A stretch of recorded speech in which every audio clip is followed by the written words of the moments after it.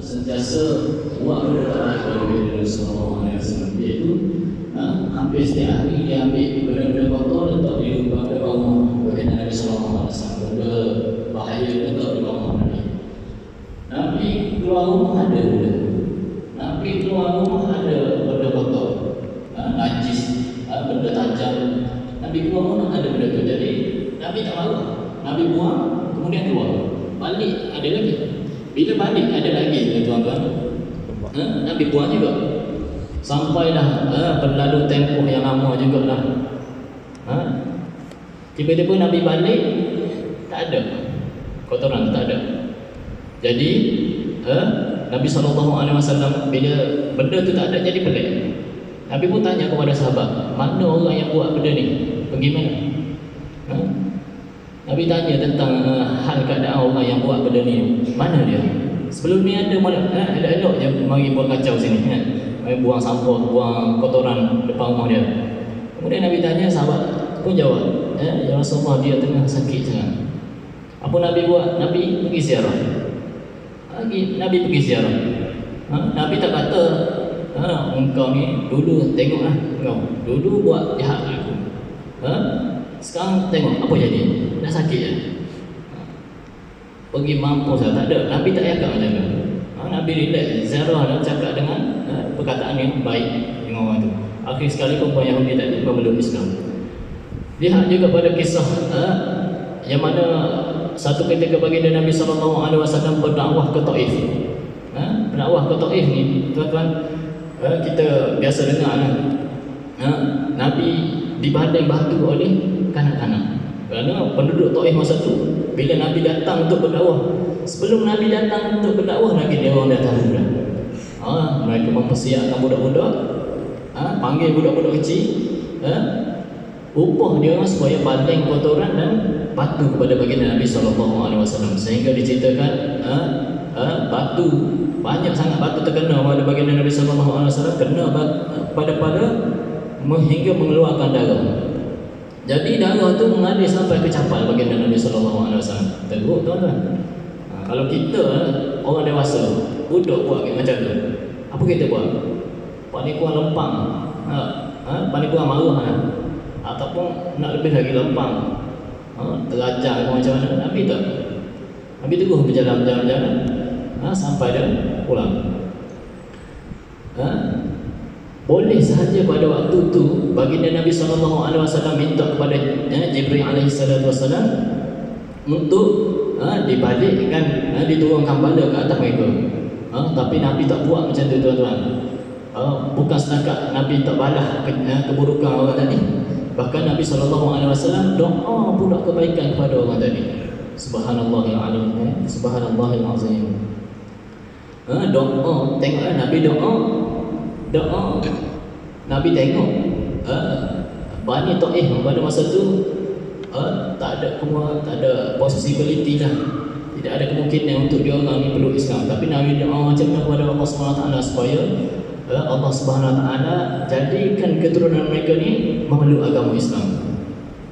Jadi berkat doa baginda Nabi SAW, dikatakan pada satu zaman tu semua penduduk Taif sampai sekarang kita kata memeluk agama Islam.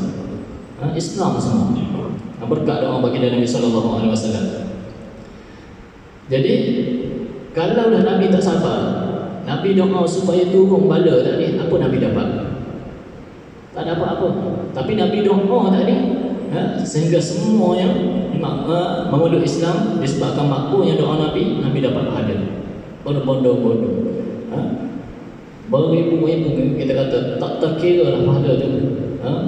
Daripada kecil orang tu sampai besar, lepas terlahirkan anak pula beramal dengan agama Islam, besar. Tu kita kira dari sudut penduduk Taif saja. Belum lagi kita kira jasa baginda Nabi SAW mengajar umat dia daripada zaman dia sampai ke zaman kita sekarang, hinggalah hari kiamat. Banyak mana pahala baginda Nabi SAW. Sebab itulah Nabi, kalau kita ikut urutan, Nabi ni orang manusia yang berada di tahap yang pertama, tahap yang tertinggi kita kata. Disebabkan ujian yang paling besar je, disebabkan ramainya pengikut. Sebab itulah Nabi diberi darjat yang paling tinggi di kalangan manusia oleh Allah Subhanahu Wa Taala di hari akhirat. Sebab tu dengan kita bersabar tadi memberi banyak faedah. Dengan kita bersabar tadi memberi banyak faedah kepada kita daripada kita balas kepada keburukan orang lain. Dalam hukum syarak tuan-tuan, contohnya kita kata ada seorang ni datang lalu depan kita dia ejek kita. Mengikut hukum syarak kita boleh balas ejekan tadi setimpal. Dia kata kita bodoh, kita balas dia balik. Engkau bodoh, macam tu. Tak berdosa teman-teman. Tapi ulama kata yang lebih afdal dia tak balas benda tu. Afdal dia tak balas. Duduk diam dah. Duduk diam. Kemudian ada juga satu kisah seorang lelaki saleh dari kalangan Bani Israel yang bernama Jurayj. Jurayj ni terkenal di kalangan Yahudi seorang yang banyak beribadah kepada Allah SWT. Disebabkan banyak ibadah dia ni buat satu tempat yang namanya Sauma'ah. Sauma'ah ni tempat ibadah, kita kata, bukan masjid, tempat ibadah khusus untuk dia solat dalam tu, zikir dalam tu. Kalau macam hari ni di Azhar Syarif ada satu tempat khas untuk ulama-ulama dulu sampai sekarang masih lagi orang guna bilik tu untuk bersuluk, untuk berzikir, untuk solat dalam tu. Tak nak duduk dengan orang ramai, untuk dia fokus beribadah kepada Allah Subhanahu Wa Taala. Begitu juga Jurayj tadi. Jurayj tadi dia buat satu rumah lah, kita kata Sauma'ah ni macam pondok kecil untuk dia beribadah kepada dalam tu. Bila dia banyak solat dalam tu, mak dia ni lama dah tak tengok dia. Lama dah tak balik rumah sebab Jurayj ni banyak beribadah kepada Allah SWT. Jadi mak dia ni disebabkan rindu kepada anak dia, dia mari ziarah. Ziarah dia bagi salam. Dia bagi salam, wahai Jurayj. Lepas tu dia panggil, wahai Jurayj. Wahai Jurayj. Tak menyahut. Kemudian Jurayj pun sebut dalam hati, ya Rabbi ummi wa salati. Adakah aku nak pilih salat atau mak aku? Jadi dia kata lebih baik untuk aku pilih meneruskan solat. Dia pun teruskan solat. Disebabkan mak dia panggil tak menyahut, mak dia buat balik. Kemudian datang pula esok, ziarah anak dia lagi. Esok pun macam tu juga. Bagi salam, panggil wahai Jurayj, wahai Jurayj, tak menyahut juga. Kemudian mak dia balik sampai ke hari ketiga. Sampai hari ketiga tu tuan-tuan, mak dia panggil juga, wahai Jurayj, ya Jurayj. Kemudian Jurayj sebut dalam hati dia, ya Rabbi ummi wa salati. Adakah aku nak turunkan salat ataupun nak menyahut mak aku? Dia pun terus salat. Jadi hari ketiga ni, bila dah 3 hari dah mak dia datang, Jurayj tak menyahut, terasa lah juga. Mak ni biasalah, dia terasa. Bila dia terasa, dia tak doa yang teruk-teruk sangat. Dia doa kepada Allah Subhanahu Wa Taala supaya jangan matikan Jurayj ni, melainkan dia mendapat fitnah daripada seorang wanita. Sikit je. Kalau setengah tu teruk, marah sampai doa, kena bala lah apa macam-macam. Tapi biasa mak tak doa macam tu. Mak dia ada lebih kasih sayang kepada anak dia, takkan doa benda-benda berat. Cuma dia terasa dia doa macam tu kepada anak dia Jurayj. Bila macam tu, datanglah seorang perempuan untuk menggoda Jurayj. Jurayj ini ahli ibadah. Bila nak menggoda dia tunjuk dengan pakaian dia, dengan tunjuk dengan berhiasnya kepada Jurayj. Dia nak goda Jurayj. Jurayj tak ada langsung. Jadi bila tu perempuan tadi, perempuan yang tak baik dah. Bila dia nak balik, dia ternampak orang datang nak jumpa Jurayj. Kemudian digoda orang lelaki tadi pula, sehingga mereka berdua tadi melakukan zina. Bila zina tu tuan-tuan, akhir sekali dapat anak. Dapat anak. Jadi perempuan tadi bukan setakat perempuan tak baik, dia sebar pula fitnah kepada Jurayj. Dia sebar cerita kepada Bani Israel. Dia kata, anak ni adalah anak Juraj. Padahal hasil anak tadi adalah hasil daripada dia zina dengan lelaki tadi. Kemudian Bani Israel ni jenis orang gopoh. Pada waktu tu dah setengah tu. Jenis orang gopoh, tak siasat, tak apa, dia terus pergi jumpa Juraj. Dia tarik Juraj, dia robohkan Sawma'ah ni ataupun tempat ibadah Juraj tadi. Dia pukul. Juraj duduk tanya, ada apa ni, ada apa? Kemudian dia buat tak layannya. Kemudian dia pun Bani Israel pun cakap, engkau telah berzina dengan perempuan tadi sehingga kan melahirkan seorang anak. Lahir seorang anak. Lepas tu Juraj cakap apa? Mana budak tu? Mana budak tu? Datang kepada aku dan tolong beri waktu untuk aku untuk solat 2 rakaat. Juraj ni dia pun solat solat 2 rakaat. Kemudian sementara tu Bani Israel datangkan budak tadi kepada Juraj.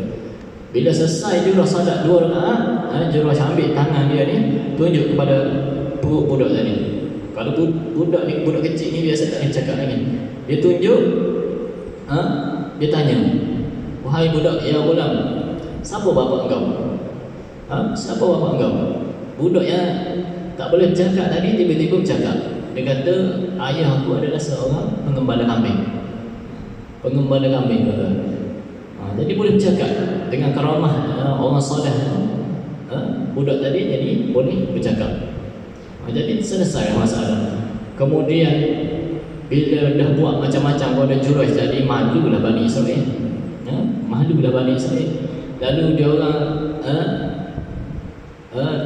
dia tahu benda tu Juraj tak buat, mereka saling menyentuh Juraj untuk ambil berkat. Kemudian dia orang tawarkan kepada Juraj, kalau engkau nak, aku boleh buat Sawma'ah tadi dengan emas. Tapi Juraj kata tak payah. Engkau buatlah seperti mana aku buat sebelum ni. Cukup sampai itu. Tak. Juraj ini adalah kita kata contoh orang yang mengikut husnul khuluq, mengamalkan akhlak yang baik. Tak marah orang duk pukul. Orang duk pukul dia, untuhkan Sawma'ah, dia relax, santai. Begitu juga baginda Nabi SAW. Dalam hatinya kalau seseorang tu tak ada, kita kata tak ada benda dunia dalam hati dia, kalau orang buat naya kat dia ataupun menyakiti dia tak kira sangat. Nabi SAW macam tu, sifat dia ataupun ciri dia.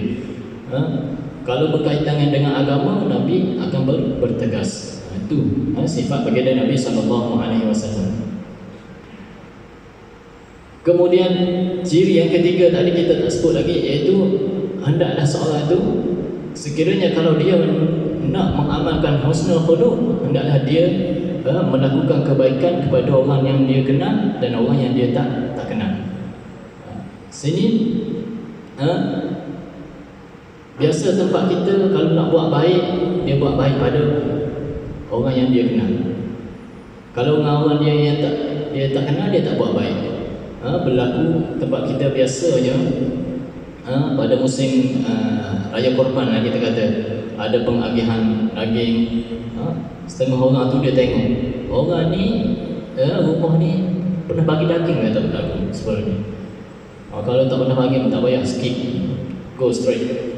Cari rumah orang yang pernah buat baik pada dia. Ni orang ni pernah buat, pernah bagi makan kat aku, pernah bagi daging sebelum ni kat aku nak bagi kat dia. Dan ni tak payah contoh. Ataupun setengah tabiat yang tak baik daripada kalangan kita, setengah tu dia tengok dulu orang ni rajin datang masjid ke tidak. Oh tak pernah ni, tak payah bagi makanan dia. Orang ni kalau ada majlis kenduri apa, orang ni jarang datang masjid ataupun tak pernah datang langsung. Dia pun kata tak payah jemput kenduri dia ni, jemput orang lain supaya dapat berkat daripada orang lain. Dia jemput, dia main pilih bodoh.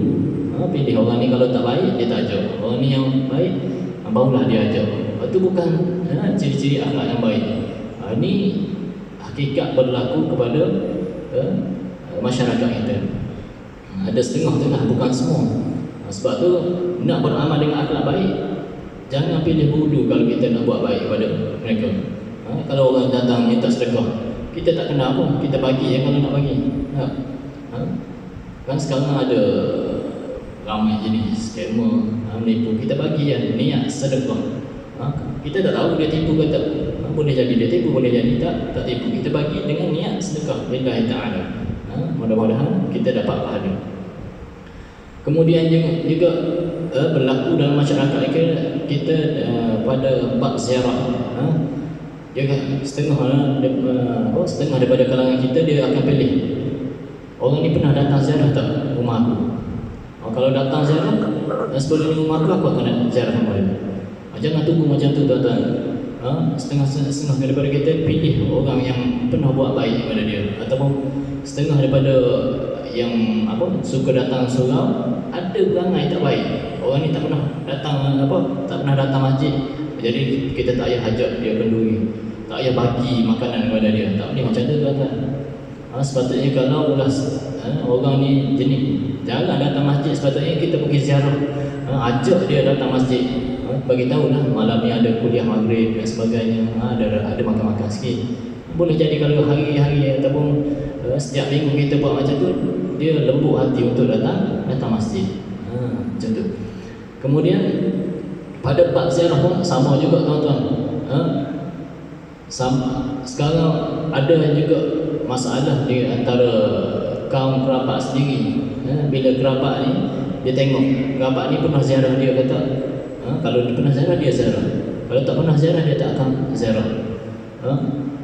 Sehingga benda tu disebabkan duk tunggu orang ni pernah buat baik atau orang ni pernah ziarah ke tak, sehingga dia memutuskan hubungan antara kerabat, iaitu hubungan silaturahim. Memutuskan hubungan silaturahim semata-mata nak tunggu orang tu buat dulu ke kita. Jangan tunggu tuan-tuan, rugi tuan-tuan.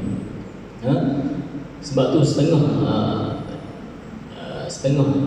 orang daripada dalam kalangan masyarakat kita disebabkan benda tu putus hubungan silaturahim. Bila sebut silaturahim ni tuan-tuan, bila sebut silaturahim ni, apa maksud silaturahim? Silah itu adalah hubungan, rahim itu adalah rahim ibu. Orang yang ada silaturahim dengan kita ni bukan semua orang yang Islam ada hubungan rahim dengan kita. Kerabat, yang mana kalau menurut ulama, orang yang ada hubungan rahim dengan kita, moyang, nenek, atuk, pakcik-makcik sebelah ayah, ataupun pakcik-makcik sebelah mak. Kemudian turun kepada anak, kemudian turun kepada cucu, sepupu kita, sama ada lelaki atau perempuan, tu adalah mereka yang ada hubungan rahim dengan kita. Bukan macam yang disebut oleh setengah orang jahil di kalangan kita. Dia kata alhamdulillah bila mereka buat reunion ataupun perjumpaan rakan sekolah, dia kata alhamdulillah dapat juga kita orang menghubungkan silaturahim senama kita orang. Kadang-kadang salam lelaki perempuan, sedangkan benda tu diharamkan oleh baginda Nabi SAW. Nabi sendiri sebut dalam hadis, ana la usafihun nisa, aku tak menyentuh perempuan, iaitu perempuan yang ajnabi, yang boleh dikahwini, Nabi tak sentuh. Maka kalau orang nak contoh baginda Nabi SAW, jangan tengok pendapat ni, pendapat ni. Setengah macam-macam pendapat keluar, tapi tengok baginda Nabi SAW. Adakah Nabi SAW sentuh perempuan ajnabi? Jadi daripada situ kita dapat belajar contoh yang terbaik yang ditunjuk ataupun diteladani oleh baginda Nabi SAW. Kalau tengok dulu tentang hubungan ziarah mazarahi antara kaum kerabat, pernah guru saya cerita dulu, pada zaman dia tu, dia cerita awal-awal dia kata pelik orang zaman sekarang ni, hubungan dia orang ni tak kuat, hubungan sesama Melayu ni tak kuat seperti orang dulu. Dia cerita kepada kami pada waktu tu, orang dulu berpuluh-puluh kilometer, contoh daripada satu daerah kepada daerah yang lain, jauh. Dulu pula dia cerita tak ada jalan macam sekarang. Jalan kadang-kadang hari ni ada, bulan depan tertutup lah. Sebab apa? Semok ataupun hutan tubuh balik. Macam-macam dia cerita. Kadang-kadang lalu bendang orang, bendang padi orang, lalu hutan, kadang-kadang jumpa imam, kadang-kadang sesat. Semata-mata apa dia orang kata? perjalanan mereka tu untuk jumpa kaum kerabat, hubungkan silaturahim. Tengok betapa kuat semangat menghubungkan silaturahim di antara orang-orang dulu. Daripada satu daerah ni, biasanya dia datang ke daerah lain, jumpa kerabat tu, dia tak akan datang dengan tangan kosong juga. Kalau jenis orang yang suka tanam kelapa, bawa kelapa pikul 2-3 hari jalan bawa kelapa. Kalau jenis tanam orang yang tanam ubi, dia bawa ubi, tak tahu ataupun ikat di kayu. Jalan kaki tuan-tuan. Kuatnya semangat dalam menghubungkan silaturahim antara mereka. Sebab tu ulama sebut nak tahu kuatnya suatu bangsa itu, tengoklah pada hubungan kekeluargaan bangsa tersebut, hubungan kaum tersebut macam mana. Kalau dah kaum tu jadi berpecah belah, mana tak kuat. Hari ni kalau kita tengok, setengah lah bukan semua, bila asal daripada kampung, kerja di bandar, sibuk dengan kerja sehingga lupa dan dekat orang yang di kampung, lupa mak ayah. Kadang-kadang nak call tanya khabar susah, nak call tanya khabar dalam 2 bulan sekali. Ini tak sepatutnya berlaku lah tuan-tuan. Kalau yang baik tu okey dah, dalam 2 minggu sekali paling kurang, ataupun 3 hari sekali call mak ayah tanya khabar. Itu yang sepatutnya. Kalau dicontohkan oleh baginda Nabi sallallahu alaihi wasallam, dia ada anak perempuan, iaitu Sayyidatina Fatimah. Dalam hadis diceritakan Fatimah ni sentiasa ziarah kepada rumah baginda Nabi sallallahu alaihi wasallam. Rumah Sayyidatina Fatimah ni tak dekat sangat dengan Rasulullah, jauh sikit. Tapi hari-hari datang ke rumah Rasulullah SAW untuk berziarah, ziarah. Sampai ada beberapa kali kita kata tiba-tiba Fatimah ni tak datang. Dalam sehari itu Fatimah tak datang, Nabi pula pergi ziarah rumah dia. Adalah berlaku juga bila Nabi Fatimah tak datang rumah Nabi, Nabi pergi rumah dia. Waktu tu tengok Sayyidina Ali tak ada, suami Sayyidatina Fatimah tu tak ada. Bila tanya kepada Fatimah, dia kata Rasulullah tanya mana Sayyidina Ali. Waktu dia kata dia keluar dah. Rasulullah ni macam dah boleh takut dah, ke mana Sayyidina Ali pergi. Dia pun pergi kepada masjid. Pergi masjid, dia tengok ada Sayyidina Ali tu tengah baring. Maknanya apa tuan-tuan? Pada sahabat tu ada dah antara suami isteri itu kekhilafan ataupun perselisihan. Itu benda-benda biasa. Tapi lepas tu Nabi pergi masjid Nabawi tadi, dia ajak Ali, kemudian balik macam tu lah. Biasalah di antara kita, kalau lelaki ni, kalau dia rasa serabut, dia akan keluar rumah sekejap je. Kalau keluar rumah tak balik-balik tu bukan benda betul lah tu, tak sihat lah tu hubungan dia orang. Kalau balik keluar sekejap, macam lepok kedai kopi, jumpa kawan sekejap, lepas tu balik lagi, itu normal. Lelaki ni kalau sifat dia tak suka benda-benda serabut, dia akan keluar sekejap untuk tenangkan diri. Bukan yang berlaku pada hari ni, tak sama yang sepatutnya mereka buat, mereka tak buat seperti yang ditunjukkan oleh baginda Nabi sallallahu alaihi wasallam ataupun para sahabat. Kemudian ada satu kisah lagi dari yang diriwayatkan tentang seorang ulama ni. Dia ada seorang pembantu perempuan. Pembantu perempuan ni tugas dia menjaga anak ulama tadi. Menjaga ulama tadi, anak ulama tadi. Kemudian diceritakan pada satu hari perempuan tadi, bila dia tengah bertugas, dia menjaga anak tadi, dia sibuk dengan buat kerja lain. Tiba-tiba anak dia terjatuh dalam air panas sehingga cedera, sehingga meninggal dunia. Kemudian bila tu dia rasa takut nak cerita kepada ulama tadi. Dia rasa takut nak cerita kepada ulama tadi, takut kena malu. Mana tak sedih anak meninggal dunia sebab dia cuai. Jadi terpaksa cerita juga. Jadi dua-dua ni ulama dengan pembantu dia ni, dua-dua ni kita kata ada ilmu lah. Itu memang alim dah ulama. Seorang lagi dia duduk dengan ulama, insya-Allah dia ada ilmu. Jadi dia cerita kepada ulama tadi. Mula-mula dia tengok reaksi ulama tadi macam marah sangat, macam marah sangat.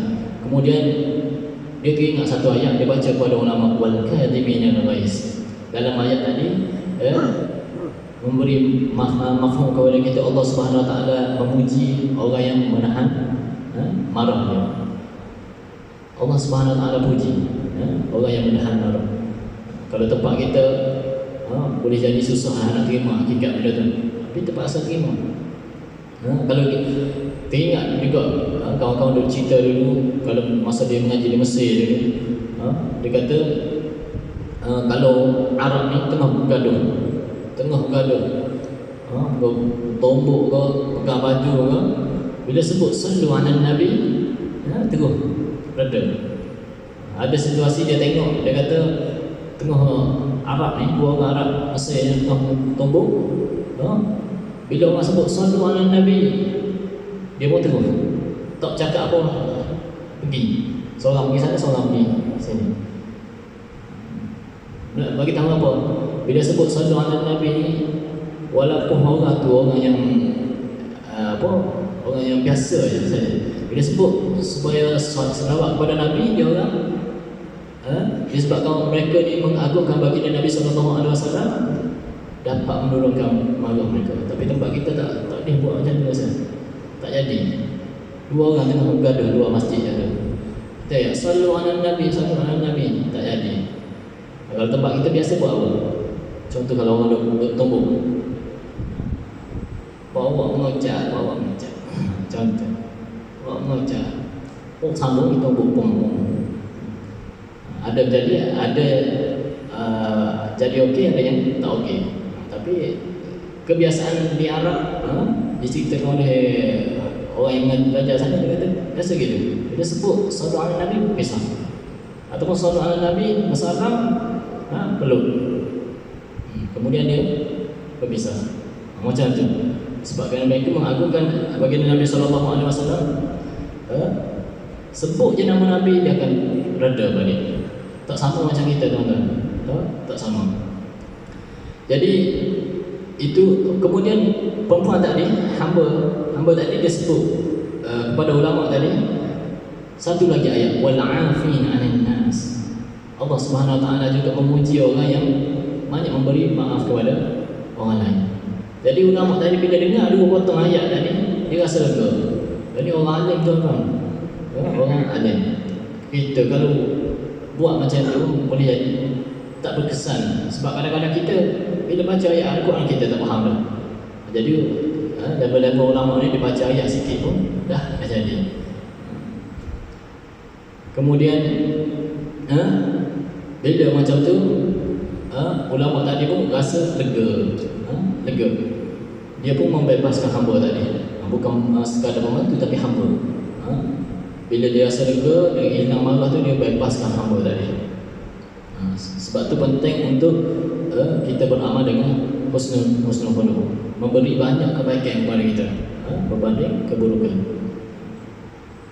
Kemudian dalam satu hadis baginda Nabi SAW sebut, innal 'abda la yablu bi husni khuluqihi darajatas sha'imil qa'im. Sesungguhnya seorang manusia itu ataupun seorang hamba itu, dia akan mencapai darjat yang tinggi sehingga mencapai darjat orang yang banyak bersolat, banyak berpuasa. Dua tu. Dengan apa? Dengan mengamalkan husnul khuluq. Ini kata baginda Nabi SAW. Bila sebut sini darajatas sha'imi, as-sha'im ni orang banyak berpuasa. Puasa yang mana tuan-tuan? Bukan yang puasa yang Ramadan tu. Kalau sekadar puasa Ramadan tu tak cukup untuk digelarkan sebagai as-sha'im, orang yang banyak berpuasa. Sebab puasa Ramadan ada puasa wajib. Tak boleh terlepas apa, tak boleh tinggal seorang pun daripada kalangan kita puasa Ramadan. Semua kena buat. Jadi yang dikatakan as-shaim ni orang banyak puasa, seperti orang yang mengamalkan puasa Isnin Khamis ataupun puasa Nabi Daud, senang sehari. Itu dinamakan as-shaim. Kemudian dengan husnul khuluq, baginda Nabi SAW juga kata boleh capai darjat orang yang banyak berqiyamul lail, al-qaim. Boleh katakan hari-hari dah dia berqiyamul lail. Itu baru dapat darjat al-qaim. Maknanya orang yang al-qaim iaitu dah orang yang banyak berqiyamul lail ni mempunyai darjat yang khusus di sisi Allah Subhanahu Wa Taala, darjat yang sangat tinggi di sisi Allah Subhanahu Wa Taala. Itu penting. Kalau kita rasa kita ni susah nak buat dua benda ni, nak puasa banyak, nak solat qiyamul lail, tak tinggal. Jadi cara nak ataupun nak kata nak capai darjat dua orang ataupun dua golongan tadi dengan kita mengamalkan husnul khuluq. Tidak lain, tidak bukan mesti dengan ilmu. Insya-Allah moga-moga Allah Subhanahu Wa Taala mengurniakan kepada kita husnul khuluq. Husnul khuluq, kemudian kita juga meminta kepada Allah Subhanahu Wa Taala diberi husnul khatimah. Dua ni supaya diperingatkan juga oleh ulama supaya kita minta dua ni setiap hari, jangan tinggal husnul khuluq dan husnul khatimah. Kemudian dalam hadis yang pertama saya baca tadi, Nabi menggalakkan untuk kita beramal dengan husnul khuluq yang pertama. Yang kedua, Nabi menggalakkan umat dia untuk tulus samti, untuk memanjangkan diam. Sini panjang syarahan dia, tapi saya bagi sedikit apakah maksud tulus samti ataupun memanjangkan diam. Ulama kata memanjangkan diam ini bukanlah sepanjang masa dia diam, orang tanya sesuatu kat dia pun dia tak jawab, bukan macam tu. Maksud memanjangkan diam ini memanjangkan diam daripada perkara yang sia-sia. Contoh perbualan yang tidak memberi manfaat kepada dunia dan akhirat. Contoh tentang kita kata kalau politik itu penting, ya penting. Tapi sampai ke 2 pagi, 3 pagi duk live Facebook duk cakap tentang politik itu apa benda? Itu bukan ada. Ataupun bercakap tentang bola, ulas satu persatu tentang bola, siapa skor, siapa ni, siapa kena kad merah dan sebagainya. Itu tak ada faedah untuk dunia dan akhirat kita. Sebab tu dikisahkan tentang Sayyidina Abu Bakar. Ada satu masa dia pergi ke bukit ataupun gunung, dia ambil batu, dia letak dalam mulut. Jadi sahabat ni tengok Sayyidina Abu Bakar ni letak batu dalam mulut. Benda ni benda pelik tuan-tuan. Kalau kita tengok orang buat macam tu, kita akan tanya, ya Abu Bakar, kenapa kamu letak batu dalam mulut? Sahabat tanya. Jawab Sayyidina Abu Bakar, kerana aku nak jaga lisan aku. Aku nak jaga lisan aku daripada berkata-kata dengan perkara yang tak memberi manfaat kepada aku. Dalam masa tu, contoh orang datang nak bercakap dengan dia, dia ada waktu untuk dia berfikir, adakah kalau aku cakap dengan orang ni ataupun aku berkata-kata dengan orang ni memberi manfaat kepada dunia dan agama aku? Kalau tak, dia biarkan batu dalam mulut. Kalau sebelum ni kalau kita dengar tentang sirah baginda Nabi SAW, sahabat ataupun Nabi pernah letak batu di perut kemudian ikat. Ada faedah juga. Tempat kita tak pernah dengar macam tu. Boleh jadilah kita tak pernah dengar. Apa tujuan letak batu di perut kemudian ikat? Untuk tak nak bagi masuk angin. Sebab baginda Nabi SAW tak makan banyak hari sebagai contoh. Itu beri faedah. Beri faedah kepada perbuatan tersebut, supaya tak masuk angin. Begitu juga letak batu dalam mulut. Tak ada Sayyidina Abu Bakar buat macam tu. Patutlah Sayyidina Abu Bakar ni, ulama kata dia ni adalah afdalul wali fi zaman, fi kulli zaman. Seorang yang wali yang tertinggi pangkat dia di sepanjang zaman. Kita kata Nabi ni memang tinggi dah lah. Bawah pada Nabi wali ni, dan yang wali ni adalah orang yang banyak beribadah kepada Allah, yang banyak tinggi darjat di sisi Allah Subhanahu Wa Taala. Dan kalangan wali yang paling tinggi darjatnya adalah Sayyidina Abu Bakar radhiyallahu anhu. Jadi Saya rasa cukup sampai sini dulu untuk tazkirah atau kuliah subuh pada pagi ini.